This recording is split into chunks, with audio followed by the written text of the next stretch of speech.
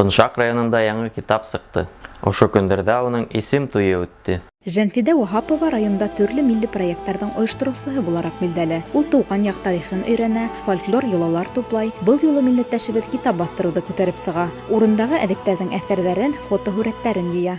Искали авторов, произведения собирали, обрабатывали, и деньги собирали. Книга издана на деньги самих авторов. Китапта Абдулкадир Инан, Галимов, Сәләм кеүек шәхестәрнең тормыш юлы һәм эшмәкәрлеге тупланган. Артабан 20-нче быуат шагыйрьләренең әсәрләре килә. Уларны замандашларыбызның иҗады алмаштыра. Китаптың яртыһы башкорт һәм татар телендәге әсәрләрдән тора. Шундай ядың матур көнендә Коншак мәдәният йортында үзебезнең Коншак районының әдәби төркеменең кисәһен үткәрәбез.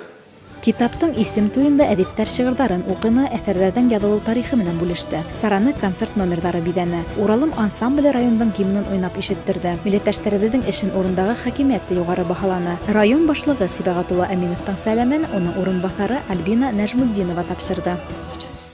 Поприветствовать вас от имени главы района, вам сказать огромное вам всем спасибо за ваш труд, за ваше вдохновение, за вашу любовь к нашей родине, к нашей малой родине. Сколько талантов, насколько талантливо оказывается наша Кунашакская земля. Да, мы и пляшем, мы и поем, мы и танцуем, мы и пишем. Китаптагы шигырь-хикәяләр төрле темаларга багышланган. Улар арасында мәңгелек кыйммәтләргә, гаилә, ир, халык язмышына арналганнары ла бар.